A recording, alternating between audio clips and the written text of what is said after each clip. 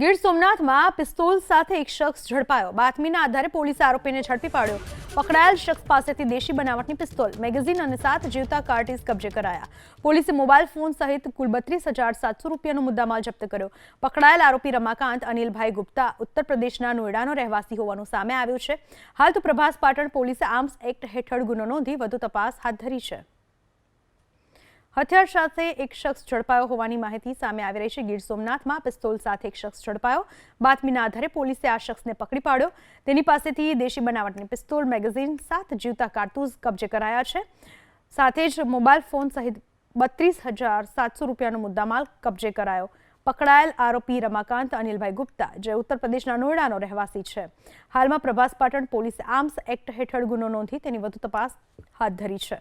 પકડાયેલ આરોપી રમાકાંત અનિલભાઈ ગુપ્તા ઉત્તર પ્રદેશના નોઈડાનો રહેવાસી હોવાનું સામે આવ્યું છે।